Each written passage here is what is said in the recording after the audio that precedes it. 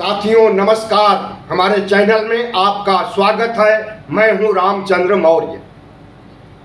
साथियों, अहमदाबाद विमान हादसा हुए 48 घंटे से ज़्यादा हो गए हैं, लेकिन अभी तक 300 से अधिक हुई मौतों पर जवाबदेही सुनिश्चित नहीं हो सकी है।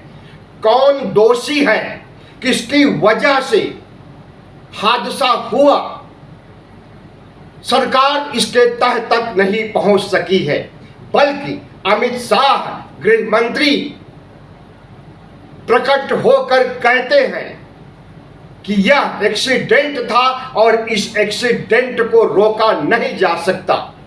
उनके इस बयान से विपक्ष, बुद्धिजीवी सभी कुपित हैं, नाराज हैं मोदी सरकार से। भारतीय जनता पार्टी के कद्दावर नेता सुब्रमण्यम स्वामी जैसे लोग प्रधानमंत्री नरेंद्र मोदी, उड्डयन एवं जहाजरानी मंत्री राम नायडू और गृह मंत्री अमित शाह से इस्तीफा मांग रहे हैं।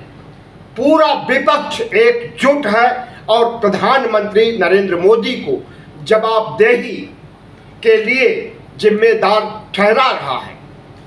साथियों, विमान हादसा होना अनहोनी अगर कहा जाए, एक्सीडेंट होने वाला कहा जाए कि इसे नहीं टाला जा सकता है, तो यह व्यवस्था की बहुत बड़ी नाकामी मानी जाएगी।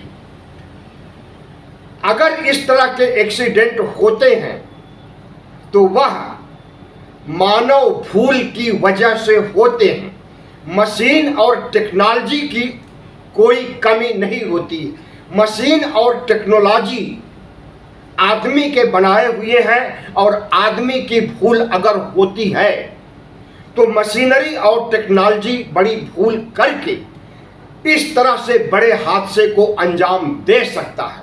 लेकिन अगर हमारे प्रधानमंत्री इसे भूल नहीं मान रहे हैं, इसे लेकर के उड्डयन मंत्री का इस्तीफा नहीं ले रहे हैं, माफी नहीं मांग रहे हैं देश से, तो इसे क्या कहा जाएगा? देश को कमजोर करने, देश को बेइज्जत करने, शर्मसार करने का काम जितना मोदी सरकार ने पिछले 11 वर्षों में किया है, आज हम उसका संक्षेप में काला चिट्ठा पेश करेंगे। चैनल को सब्सक्राइब कर लीजिए अगर आप पहली बार देख रहे हैं तो। साथियों, सबसे त्रासद स्थिति तो चीन ने उत्पन्न कर दी है। अक्साई चीन पर 38,000 वर्ग किलोमीटर पर चीन का कब्जा हो गया है। सक्सगाम वैली का नाम आपने समाचारों में सुना होगा। सक्सगाम वैली पर 5,180 वर्ग किलोमीटर पर चीन का कब्जा हो गया है। यह सक्सगाम वैली को पाकिस्तान ने चीन को सौंपा है और इस वैली पर भारत अपना नियंत्रण मानता था। तो इस तरह से लद्दाख में भी प्रवेश कर गया है चीन।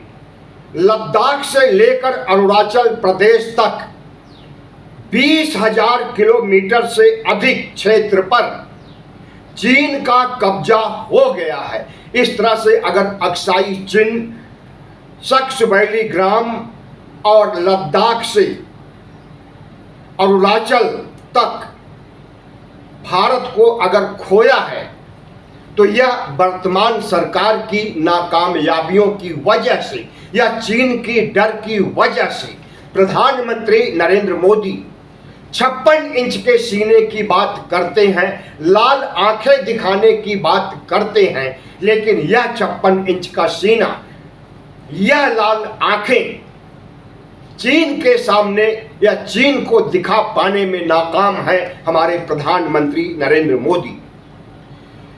चीन ने तिब्बत के 1,18,800 किलोमीटर पर लंबा हाईवे, रेल, हवाई अड्डे आदि स्थापित कर दिया है। 5G नेटवर्क भी स्थापित कर दिया है। अरुणाचल के पास 3.6 किलोमीटर दूर एक हेलीपोर्ट भी स्थापित कर लिया है। पूर्वी लद्दाख में पेंगोंग और सो नामक जगह पर भी चीन ने कब्जा कर लिया है। तो चीन हमारी जमीन को हड़पता जा रहा है। चीन पाकिस्तान को मदद पहुंचा रहा है। आपको मालूम होना चाहिए कि चीन की मदद से ही ऑपरेशन सिंदूर के दौरान पाकिस्तान ने भारत के कई विमानों को, जिसमें राफेल और सुखोई जैसे लड़ाकू विमान थे, उन्हें नष्ट किया, उन्हें जमीन पर गिरा दिया। पाकिस्तान को खुला समर्थन दे रहा है चीन। न सिर्फ हथियार दे रहा है बल्कि टेक्नोलॉजी दे रहा है, मिसाइलें दे रहा है, ड्रोन दे रहा है और लड़ाकू जहाज दे रहा है। J-35 लड़ाकू जहाज राफेल से भी ज्यादा मारक क्षमता वाला है, जिसे चीन ने पाकिस्तान को दिया है।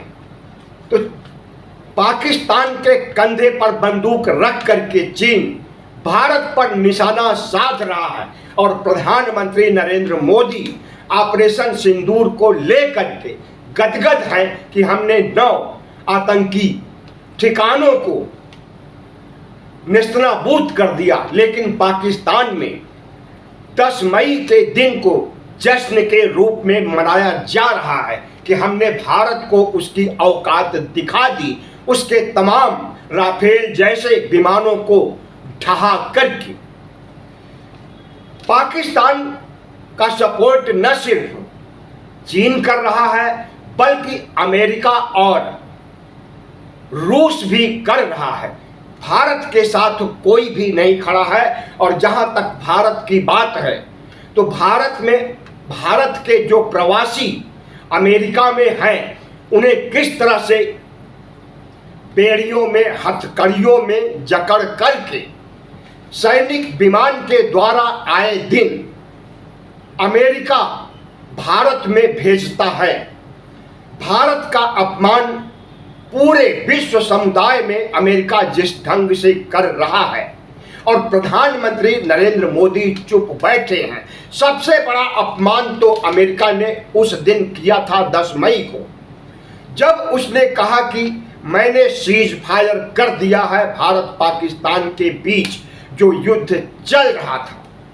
मैंने भारत को आंख दिखाया और व्यापार की धमकी दी कि व्यापार हम खत्म कर देंगे। इसी तरह से पाकिस्तान को आंख दिखाया और वह भी सरेंडर कर गया हमारे सामने। तो सीज फायर करने का श्रेय अमेरिका ले रहा है, ट्रंप ले रहे हैं और नरेंद्र मोदी इसका श्रेय अगर अमेरिका और ट्रंप को दे रहे हैं तो क्या यह हमारे संप्रभुता के खिलाफ नहीं है? नरेंद्र मोदी ने संविधान को तो तार तार किया ही है, अब संप्रभुता को भी नहीं छोड़ रहे हैं, संप्रभुता को भी तार तार कर रहे हैं। प्रधानमंत्री पद की गरिमा को तो कब के खत्म कर चुके हैं।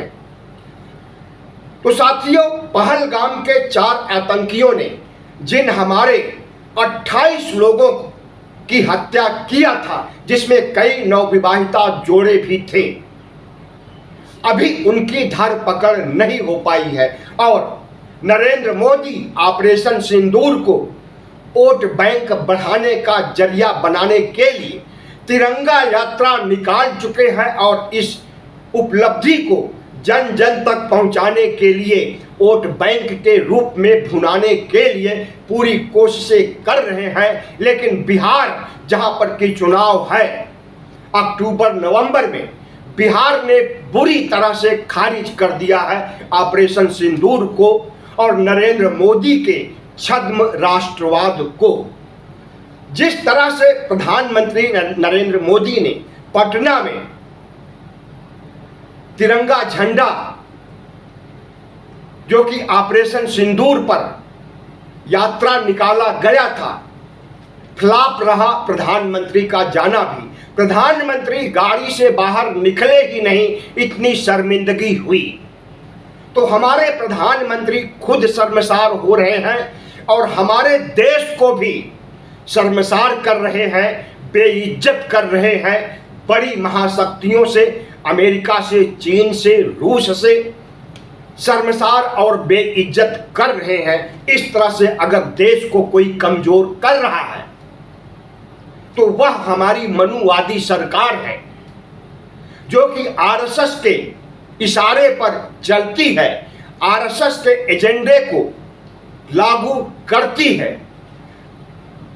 साथियों, जिस तरह से पाकिस्तान के साथ दुनिया के देश खड़े हो गए हैं और भारत के साथ कोई भी देश नहीं खड़ा हुआ, यहाँ तक कि नेपाल, भूटान, श्रीलंका, बांग्लादेश, छोटे छोटे देश भी भारत के साथ नहीं खड़े हुए। खड़ा कौन हुआ?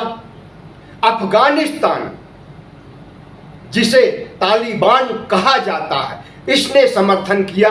बाकी किसी बड़े देश ने भारत का समर्थन नहीं किया, ऑपरेशन सिंदूर का और भारत की कूटनीति का, भारत की विश्व की पॉलिसी का। आज दुनिया के देशों में भारत अलग थलग पड़ गया है। गोदी मीडिया आपको यह बात नहीं बता रहा है, लेकिन जिस तरह से प्रधानमंत्री नरेंद्र मोदी के राज में 11 सालों में भारत की त्रासद स्थिति हुई है और कब तक होगी कुछ नहीं कहा जा सकता है। आपको याद दिला दें साथियों कि हमारे देश पर 255 लाख करोड़ रुपए का विदेशी कर्ज है।